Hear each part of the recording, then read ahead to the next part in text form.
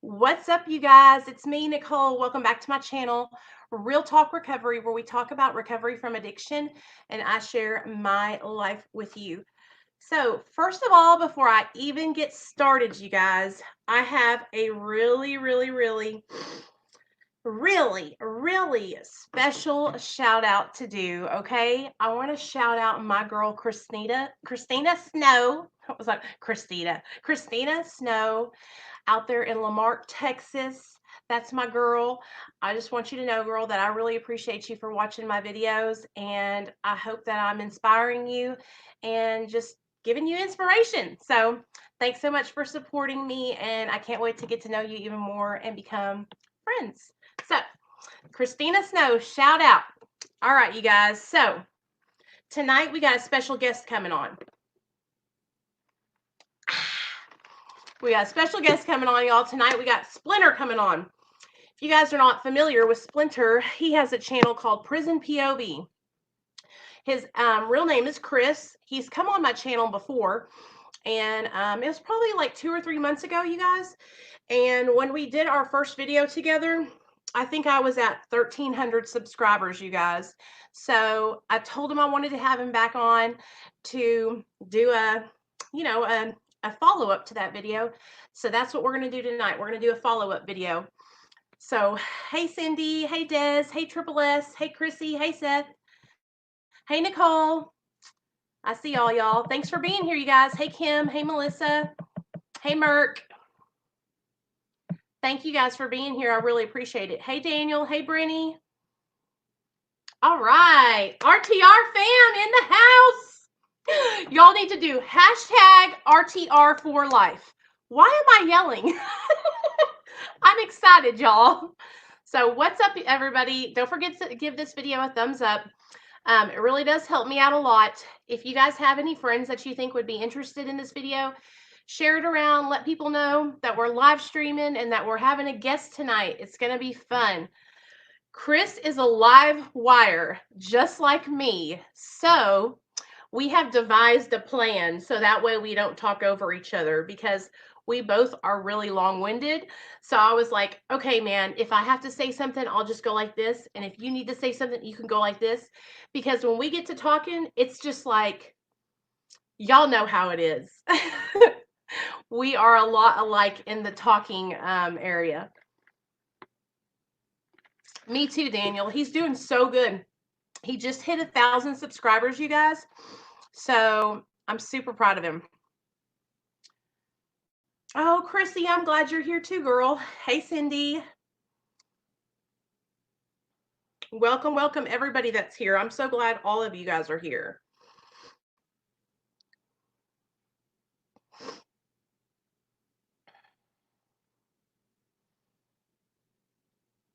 Sorry. I'm going to share his link over here while I wait for his butt to get over here with us. So what's everybody up to? How's everybody's day going? Chrissy, how is your day going, girl? Are you doing all right? How's everybody? What did you guys think about the what do you guys think about the new banner that I put up for the channel? Let me show you. Right here. Yeah, he's coming on now, Josh. He'll be here in just a second. Oh, can you see it? It's like stars, and it says Real Talk Recovery, non-judgment, all-inclusive recovery, a place where you can feel safe and a part of. You like that? I hope y'all like it.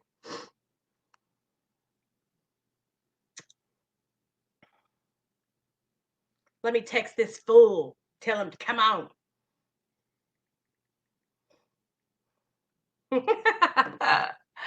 Hey, Reaper Man, what's up? Hey, Melissa, thank you. I just made it on that Canva app, you guys, and it works really, really good. Like, I'm just trying to like make everything look a little bit cleaner.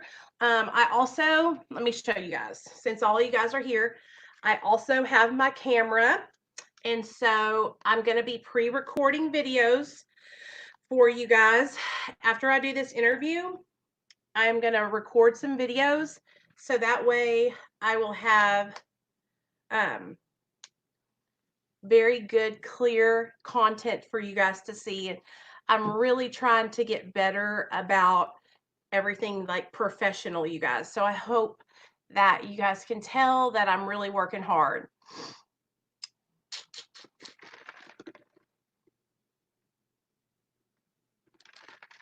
What are you eating, Cindy? And just a little update, you guys. I feel a lot better. The other day I was really yesterday I was having a bad day, and Splinter's on his way. He just texted me, you guys. Yesterday I was having a bad day. I was just in my feelings. I'd got my feelings hurt by I just when I'm very sensitive, you guys, if y'all haven't noticed.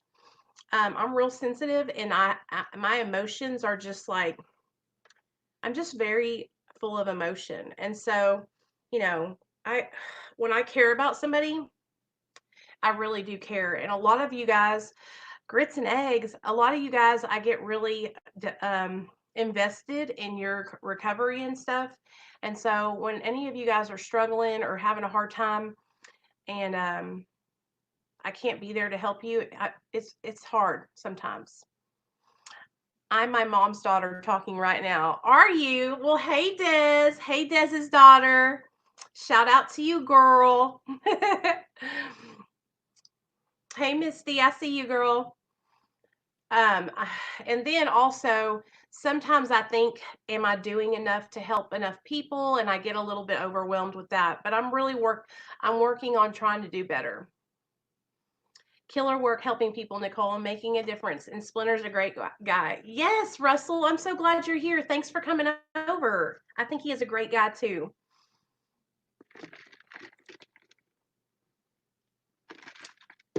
I was thinking about like videos that I could do for you guys. And I know, hey Nick, I'm glad you're here too. I know you guys, a lot of you ladies are new in recovery. And so what I was thinking I could make some videos on, you guys, was I want to start talking about more about the struggles that I had transitioning to being a mom in sobriety. You know, it's been really, really hard for me to learn how to do everything without getting high, because for so many years, that's all I did was get high. And so, especially, being a mother, because it comes with so much stress. And then I put a lot of stress on myself.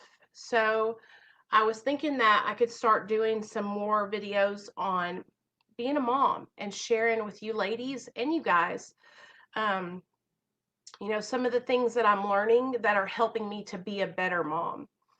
One of the things I struggled with the most when I got sober was being consistent and actually following through when I had something I needed to do. Hey, Robbie. We're having a guest on tonight. He's on his way right now. I hope you'll stay over. If you don't stay, share this over on your community tab. Hey, you guys, if y'all have channels, share this on your community tab, because it really helps my channel out a lot, and I appreciate it. I'm so glad you came over. Robbie, you guys, Save Robbie has a channel, and he's such an amazing, amazing guy. He's a positive influence, and y'all would really enjoy his content. So if you guys haven't already, go over there and subscribe to Save Robbie, because he's a good dude. We need to get you on the channel, Robbie, to talk about, just talk about how you've overcome adversity in your life. It doesn't even have to necessarily be about addiction, although my channel is mainly about my recovery from addiction. I like to share all different avenues of people's lives, and so if any of you guys want to ever come on my channel, you can. Now, I'm going to tell y'all, we have a loaded schedule for the next week. So today's Wednesday, we're having Splinter on. Then tomorrow, Brett is coming on. Then Friday, Jeff is coming on. Then next Monday, Indiana Animals coming on. And then Wednesday, Sober, I think Recovery Motion is coming on. Thanks, Merk. So I need some women though. If any of you ladies want to come on and share your story, come on and share your story. Don't be ashamed. There's nothing to be ashamed of. But a lot of guys are reaching out to me, but I'm not getting a lot of females. Now, Cindy Moore has been sending me though. Speaking of, I need to hit that girl up that you sent me, Cindy. Kayla's going to be back on the channel very soon. I just messaged her, and I'm trying to squeeze her in this weekend because we're both off on the weekends.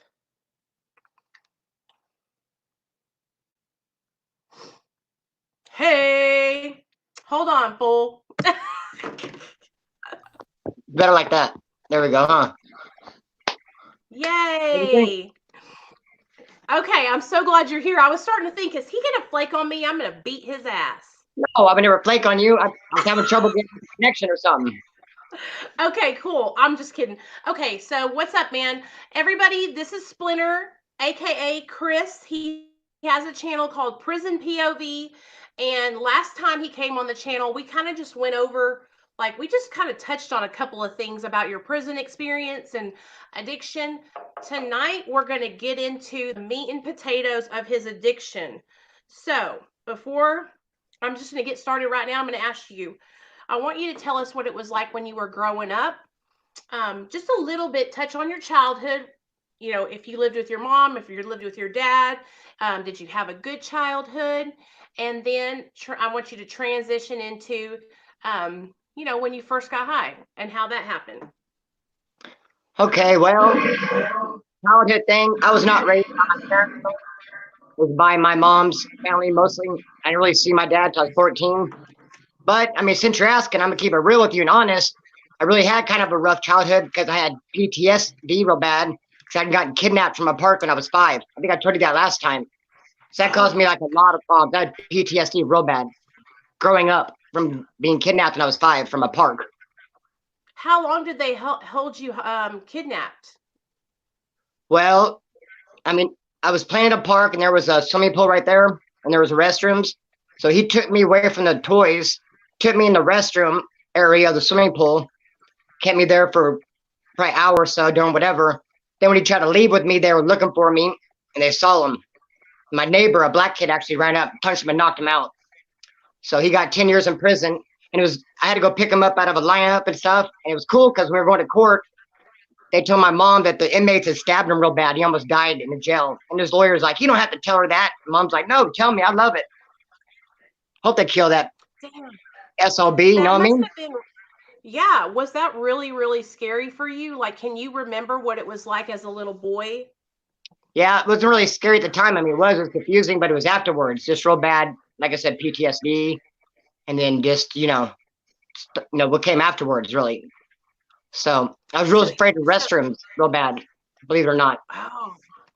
Like if you go to the grocery store, be shopping with my mom, the restrooms are in a grocery store. You have to go back behind the butcher, and it's like a long hallway way in the back. Like, fuck that, I'm going back there. Crazy.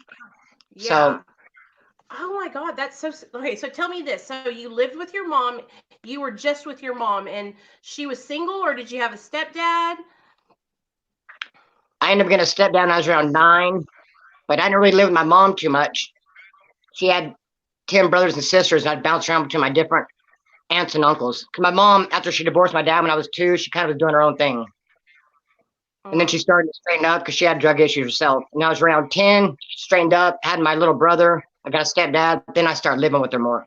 Then a couple years after that, I started living with my dad. So it was pretty wild. It was random. I was doing burglaries at 14 and shooting up crank at 17. So been kicking up dust for a minute. Okay, tell me this then. So how did you start getting into your addiction? Like, was it because you were hanging out with a bad crowd? Was it something that you just said, hey, I want to try drugs one day? Like, can you remember when the first time you ever got high was? Yeah, on weed. I was running away. I ran away from Bakersfield to my friends, and we would catch a Greyhound all the time to LA. I just never went to high school. I don't think I have any high school credits at all. I just never went to high school. I ran away, and I started smoking weed when I was 14. I met an older dude who had just got out of YA. His name was Brain Damage. Me and my friends bumped into him at a store. He bought us beer. We went back to his apartment. He had us selling his weed. So we were 14 years old, riding around on a skateboard, selling weed and smoking weed. And to this day, I struggle with weed. I was telling you on the phone this morning, I'm having a hard time quitting it as of lately even. Yeah. So, okay, so you were hanging out with an older guy then. So you were influenced by hanging out just with older people at 14 years old. Yeah, Okay, so you're hanging out with these older guys, you're running the streets, you're just being a rebellious young man. right. So when you started shooting crank, how did you get to opiates? What happened then? What took you there? Okay, well, I'll tell you about the crank first. So Yeah. I didn't smoke weed until I was about, like I said, 16 or 17. And then my dad hooked up with this woman, and she owned a bunch of property, and she had some kids who were on drugs real bad too. And we were always like asking her. I was asking my dad for money all the time, and he was asking his mom, my stepbrother. Sadie's got us together and put us in one of her houses, put us up in a house, pretty much like stay the hell away, don't be asking us for shit. We gave you a house, go there and figure it out. But it's a real bad neighborhood in Oildale. There was a lot of meth around, a lot of drugs. And a guy who lived behind us would want to cut through our yard to make drug deals, and he would pay us off in crank meth. So that's how I started using it, like 16 to 17. Oh. And I was snorting it, it just hurt my nose real bad, and it's just like, well, I could try slamming it. So I did that, and I just did meth for a long time. I didn't really start doing opiates till I was much later, till I was about 25. That's when I got strung out on Mhm. opiates. I was just a Who crankster taught gangster you for a how to minute. shoot up? What? Who taught you how to shoot up? Um, just watching people do it and just, maybe no one be around. I wanted to do some just trial and error. Like, oh shit, that hurt. Don't do that again. Trial and error, I did basically. the same thing. I did the same thing. My friend, the first time I got high, like on the needle, my friend did it for me. And then after I experienced that feeling and how great it felt, I went and locked myself in the bathroom and practiced on my arm. Yeah, like I'll figure this out, huh?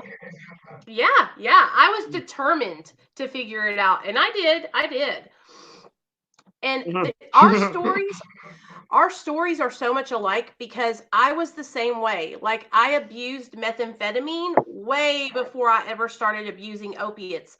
Opiates didn't come until I was like in my mid 20s. So I was the Mhm. same way. Isn't that crazy? Yeah, I think that's how it is for a lot of people, I think. I didn't even Yeah. like opiates the first dozen times I did it.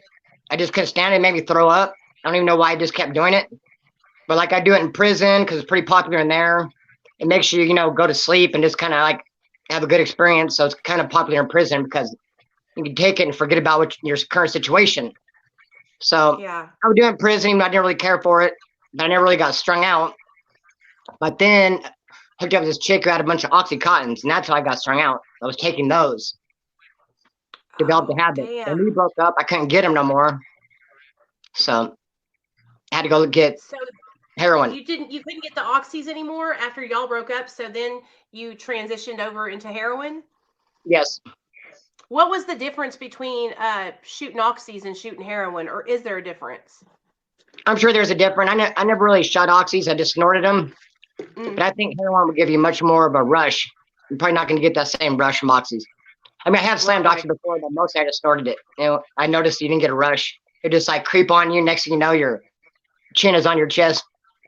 So, I cannot like, tell where'd you that how many come from? times. Yeah, I can't tell you how many times I was smoking a cigarette and then I would like, Hmm. and then catch myself on fire or something like that. Oh yeah, Okay, how long were you addicted to heroin for? shoot, like 8 years. I got off Mm. heroin in 2013. The only reason I'm on Suboxone today and went through all the methadone drama and all that is because I got strung out on freaking Norcos after I'd been clean off heroin for 2 years. Totally clean. I know. And I came up on a big, huge bottle of Norcos and just was like popping them like all day long. When they were gone, Uh-huh. I got some Tramadols. When they were gone, I got some Suboxone. When they were gone, I was at the clinic. Like, damn, what happened? So that's Yeah, what happened. So you were sober from opiates. Now listen to me. When you say you were sober from opiates, what were you doing to stay sober, or were you just white knuckling it? Be honest. I was in church. Okay, I okay. mean, Okay, see, some people can do that. Some people can get sober and they just find Jesus and they start going to church and doing all those different kind of like religious activities, and then there's other people who get into AA or NA like I did. Mhm. And then the reason I ask is because I see so many people who go to get sober and then they quit doing everything and they're like white knuckling it. They're holding Mhm. on for dear life trying to stay sober. And you're torturing yourself if you're trying to stay sober without support. Yeah. Oh, definitely. It's so difficult, and the more you can let go and let other people come to help you, the easier it is to find recovery. Mhm. So, okay, how many milligrams of Suboxone are you on? Too many.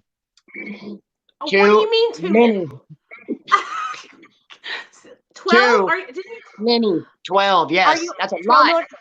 No, it's really not a lot. Listen to me. It's a lot. It's not 12. it might I feel like that's it's a you lot. that is a normal dose for people that are, I promise you it is. 12 Mhm. to 16 milligrams is normally what it takes for somebody that's coming off heroin to get stabilized and feel comfortable. So you're right in the middle. You're not at a bad place. Mhm. Now, you're on the Suboxone. You're going to church still. Are you still doing that? Not as much as I was in 2013. I was like hitting it hard. You know what I mean? But I fell off a little bit. But I still go every Sunday. It used to be Okay. like Monday through Sunday for me, like every day. I was full blast. Yeah. But now, with I backed off a little bit. Well, since you have the PTSD, and I'm not a doctor or anything, but I think that I'm serious, Chris. Like you would really, really do well, like working with like a therapist and a sponsor, like a man that's been sober for like 5 or 10 years that can take you under his wing and show you the way, show you how to Mhm. live your life, without getting high. And I know you say you're struggling with weed. Yes. Why? What's going on with the marijuana? Tell me why you feel like that's affecting you negatively. Well, it's really scaring off potential employers, that's for sure. Having a hard time getting a Oh job with it. yeah, And then it's hard on the pocket. It costs a lot of money, 20 to 30 bucks a day. I wish I didn't have to spend on it. And it's just, you're not sober. It's just, and I hate it because I feel like I have to. I'm not doing it like, I think I'll smoke a joint. I'm like, oh, no, hell no. I woke up. Where's my wake up? You know what I mean? About to go to bed. I need oh a joint. So it's really got a control over me. yeah, for And it's sure. almost as bad as Okay, heroin, not with the physical aspect, but with the mental for sure. Trying to stop. Yeah, it's that's difficult what it mentally. is. That's what addiction is, though. It's an obsession of the mind. Okay, Mhm. and so that's usually when we start realizing that addiction is taking over our lives, when we start when we're paying too much money, we can't get jobs. And so these are all good reasons for you to quit Mhm. smoking marijuana. Like they're really Definitely. great, but you can do it. This is the thing. You need to, or this is what I would do. So I know that they deliver. You told me that they deliver the marijuana.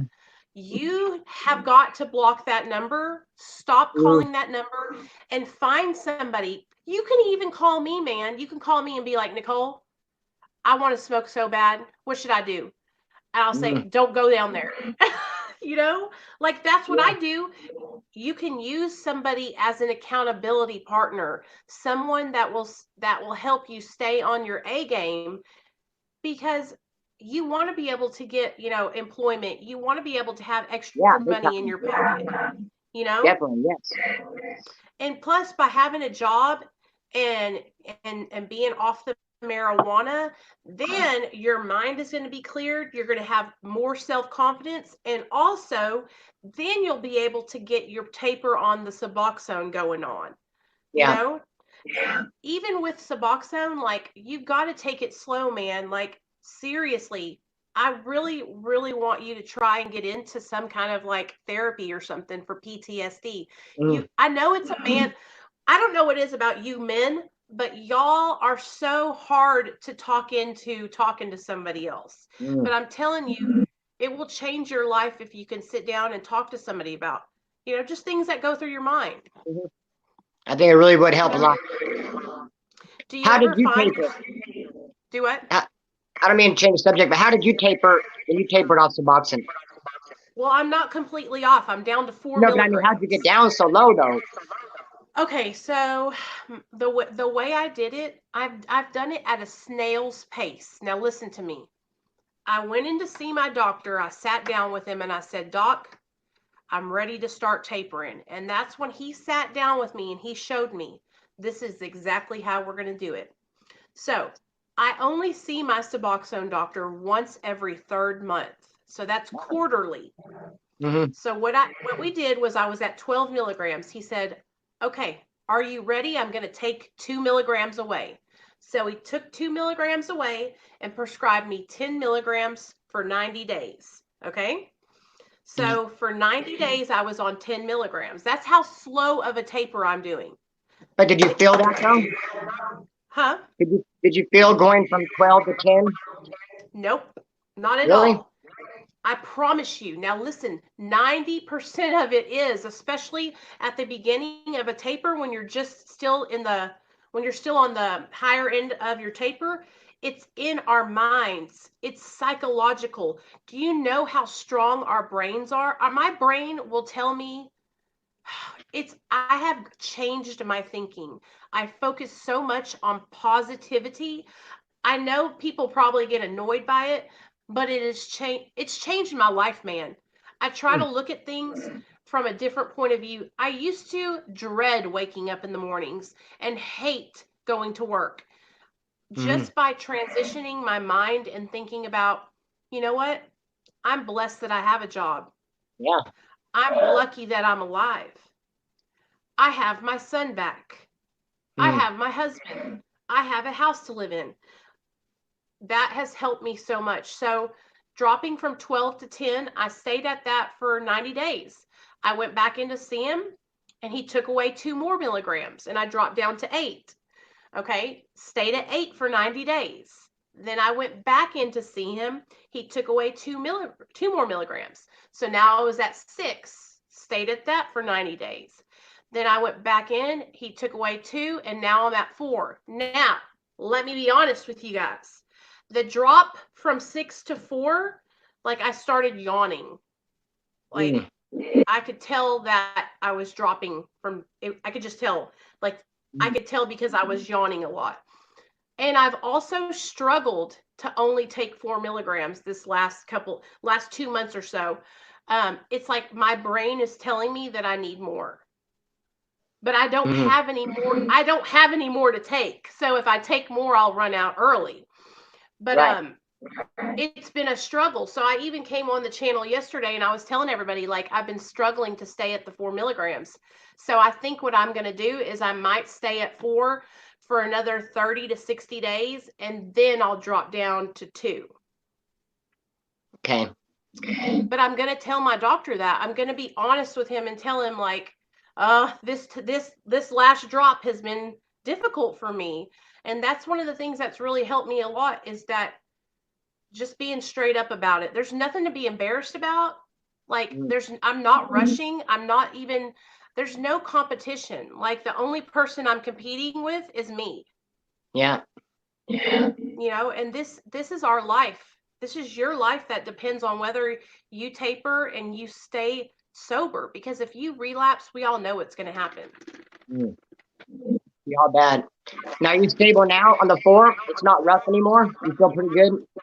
Yeah, now I feel great. Now I'm able to take just the 4 and be fine.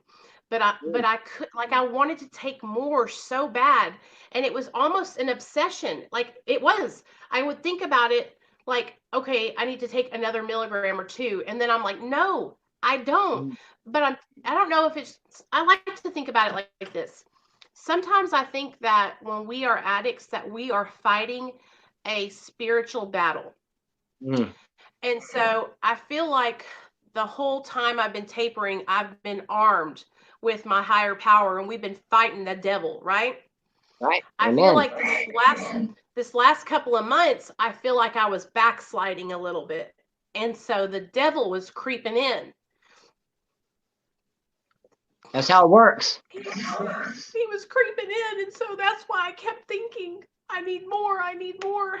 And so people don't understand. Like, I see so many people, they're like, we got to get off Suboxone. It's that easy. We're just going to do this, that, and the third. And it's just so serious that you could literally die. And so, in order to be successful, you have to be ready to battle. It's these definitely. demons inside. And the devil, addiction, whatever you want to call it, is going to come full force, especially when you're starting to get down low. Oh yeah. And that's what I have been experiencing, is that I'm getting down to that lower end, and I feel like all these fucking demons are coming out to attack me, you know? They don't want you to taper all the way off because you have a real good testimony. You'll be able to tell so many people and touch so many people, inspire. No way. They don't want you to do it. They don't want you to succeed. And then also I feel like people pop up as distractions as I'm trying to do it, you know? Oh, definitely. Hell yeah, they And do. it's just like, I have to stay focused, and I want to succeed so badly, so that way I can be like, hey Chris, I did it, you'll be able to do it too, you know? Yes. Like, I really, I want to be able to help other people to do it, but I also want people to understand, though, that it's so important to take your time, because this is so serious. Like, this is your life. Can't rush it. Look what happened to me. I rushed it off of methadone, and I just ended right back up on Suboxone. I rushed my taper. What happened? Tell everybody about that. Okay, well, I was at 55 milligrams, and I got laid off from my job. I knew I was going to have like a window of opportunity. I had like the month of October. I didn't have no responsibilities, so like the middle of September, I just started tapering my methadone. I was at 55 milligrams. I dropped 4 a day. So I went from like 55 to 4 in 18 days. And I was just going to rough it out. I know. But somebody came at me with a handful of 2 milligram Subutex, said, here, hold these. In case of emergency, if you're not feeling good, you might need a little pill to get going. All I did was just start chipping off those. So it ruined everything. So I just went from methadone to the Suboxone, you know? Damn. Yeah. I abused them. It's easy to do that, though, because we're addicts, you know? I taper too fast. And you have to prepare mentally. You can't just taper and then, you know, mentally it's going to jack you up. You have to be strong mentally. You taper too fast, you'll be weak, and you'll make not good decisions. That's 90% of what your taper is up here. Mm-hmm. And that's why I get worried when I see people that are not doing any kind of recovery program, and they're just like, I'm jumping off Suboxone, y'all. And I'm like, what? You can't do that. It worries me. That's why I asked you, are you doing your church? Are you doing any meetings? Are you, like, even if it's just you going to church and getting back involved with your pastor and doing service work through your church, that is a really good positive outlet to help keep you busy while you're trying to taper. Yeah, it's a very good foundation. And that's also going to help you when you're wanting to get off of marijuana. You know what I mean? And my church has something on Friday night called Celebrate Recovery. So they have the whole recovery section of the church too. But Celebrate Recovery is pretty popular. Huh? Yes, you would love that. Yeah, I've been there too. You can get a sponsor through Celebrate Recovery too, man. And you would love it. Definitely. You would love it. Yep. Okay, so tell me what's popping over there on your channel. Oh, same old, same old. Fighting the battle. Tell everybody how many subscribers you just hit. I have like 1,500. You're just doing so good. I can't, man. When did you start your channel? September. What? Do you know how long it took me to get to 1,000 subscribers? I think you said 9 months. It took me a long time. Yeah. And y'all that have prison experiences, like, you have so many stories that you could tell. Hey, did anybody ever sneak like heroin or Suboxone or anything like that into prison when you were locked up? Oh yeah, all the time. I've sneaked in myself. Tell me that story. About sneaking some heroin in. Yeah. Okay, well, let me get drink. Well, towards the end when I was on parole, I would always keep a heroin clavo on me. So if I would go to jail, I'd always have a clavo in me of heroin. So every time I go, I have some. But one time the cops raided my house. I had 4 grams, and I just twisted the bag real quick, and I didn't tie it in a knot. And I put it up there, and it just opened up. And so I got all hell loaded, and they put me in the back of the cop car, and I started throwing up because I was overdosing. Oh my And then I God. passed out, and I went to county. They took me to the hospital, but then they thought I was faking. My parole officer did the hospital. Get him out of there. So he handcuffed me, took me to jail, and I slept for like 4 days. And when I woke up, I was like, what the hell happened? And I reached up there and pulled out that bag, and it was all nasty, but had a little tiny heroin in the corner. Score! Like a half gram. But it was all hella gross. Like, what the fuck? And even a dude saw me pull it out, one of my homeboys, and he didn't care. He's like, yeah, let's do that shit, bro. We pulled out like a half a gram that was left out of like 4 grams. Damn. And it was like slippery kind of, had like whatever. It had butt juices on it. Yeah, that's exactly what it was. God dang it. Man, I'm telling you, I have done some nasty shit. One time I threw up. I took a whole bunch of Norcos or Vicodin or something, and I took like 5 or 6 at one time. And for some reason, I started gagging and I threw them up. And there was a pile of puke on the ground with all my pills in the puke. Fuck that shit. I picked them up, rinsed them off, and ate them right back again. I was like, Yeah, it's I'm nothing. not wasting those. It's nothing. And look, Nicole, one time I was at the DMV. I had to go to the DMV, right? Excuse me real quick. I had some on my gum. Okay. You're okay. I was at the DMV. Someone had went into the bathroom and defecated everywhere. Just threw it everywhere. There's poop all over this freaking bathroom at the DMV. So I had to go to the bathroom real bad, but when I saw the restroom, I was like, hell no. I walked out. I was like, I'll hold it. So I was sitting right by the restroom. I saw several people go to use that restroom and walk out immediately like, yuck, can't use that restroom. Then I saw one dude go in there. I was like, he's going to come right back out. No, he was in there like 10 minutes. I was like, I can't believe he can stay in there. But he came out all loaded. Like he went in there and shot up. He didn't care if there was shit everywhere. It don't matter when you're getting loaded. Right. You'll do anything. Yeah, he came out all loaded. I've been in bathrooms where I lived in this tweaker house, and there was literally underneath the sink, there was just a bucket of everybody's spoons. With just like rinses and old cottons. Yeah. And I went in there and I was so desperate. I went digging through these spoons, scraping all the residue off of them to make one shot. Do you know, like, I don't know whose shit that was. That's why, honestly, that's why I have hepatitis C. Because I had there was no holds barred. Like, I needed dope, and whatever I could do to get dope, I was going to do it, you know? Oh, yeah, don't matter. The desperation. I've been in prison. Go ahead. I've been in prison, and, you know, homeboy will ask you if you want to get loaded, and you'll say, yeah, and he'll say, I'll shoot you some down.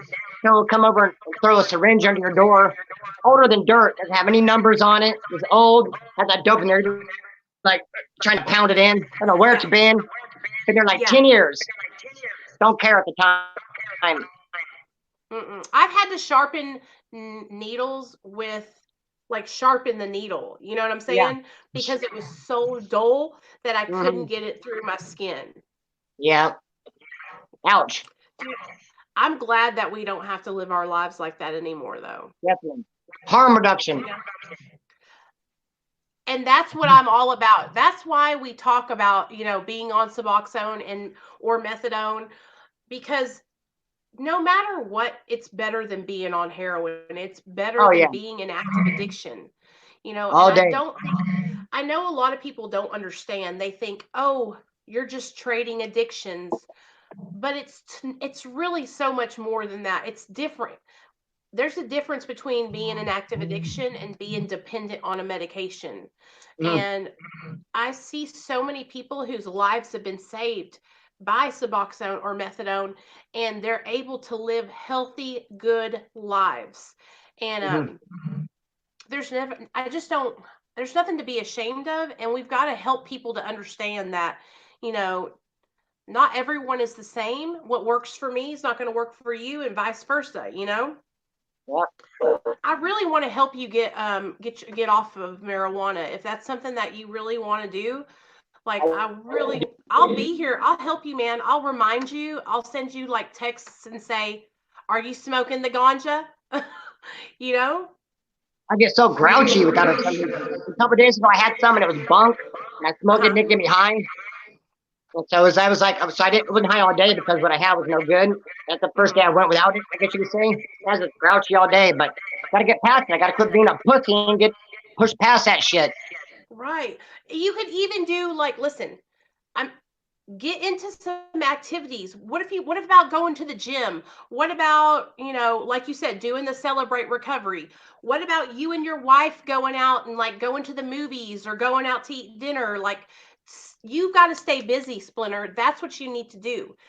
Mm. The more you stay busy and keep your mind occupied with positive things, you could be helping other people. You could be, do on your videos. Why don't you make a video and talk about trying to get off marijuana? Ask your people on your channel, hey, is anybody else trying to stop smoking? Maybe we can start a stop smoking accountability group, and y'all all can Good help each idea. other stay accountable. A good idea. It really it really does help to have other people that you can talk Oh, to big that have time. been through what you've been through. Big time. And a lot of people might not think, oh, it's just weed. But when it's affecting your job and your pocketbook, that's a big Yeah. deal, you know? They don't have weed So, where you're at. They don't have weed where you're at. I mean, they don't have legal weed, do they? Weed stores? uh, we have a dispensary, but it just got here, and you have to have a prescription. It's not, you can't just go buy it like recreationally. It's illegal You're, still. you're in Arkansas, right? Hmm. I Yeah. lived there before in a town called Van Buren. They didn't even sell alcohol. Right, right. There's so many dry counties here. Um, it's all up. That's what it's like here. There's dry counties. There's places where all people do is like shoot methamphetamine or smoke meth or cook meth, and Mm. we're really behind. We're a lot slower than you guys are out there in California. Mm. But anyway, I just wanted to have you on to I'm kind of glad you do this did. little like follow up. I love you, man. Like I Love you want to too, be. girl. We're gonna be friends for the rest of our lives. I Guarantee want it. to have you back on, and I want to talk about, we're going to get you like on some kind of like focused program to come off the weed, and then we'll get you focused on, I want you to go and get involved in Celebrate Recovery, and then I want you to come back and I want you to tell us all about it I'm off because the I weed. know, Yes. yes, Okay, you got it. I know yet you can do this. Like I have so much faith in you, man, and I'm so proud Thank of you. how far you've come with your channel. Like you're doing a really good job, and you got a heart of gold, and I like people like that. Thank you, sister. You know it. I love you, man. I'm gonna let you go so Thank that way you. you can go be with Okay. your family. All I right, love you, girl. bye. Thank you. Love you too. Bye. Okay, you guys. Okay, so that is my good friend Chris, aka Splinter from Prison POV. Y'all go subscribe to his channel. Let's go over there and give him some positive, uplifting comments to let him know that he's not alone and that he can get off the marijuana, and that we're going to be there to support him because we all know what it's like. We've all been there. So go over there and lift him up. Let him know that you're thinking about him. Let him know that I sent you over. And yeah, I love you guys. What I'm going to do is I'm going to sign off, and then I'm going to jump back on my phone, and I want to do an evening time meditation with you guys. Okay, so meet me back here in 1 minute.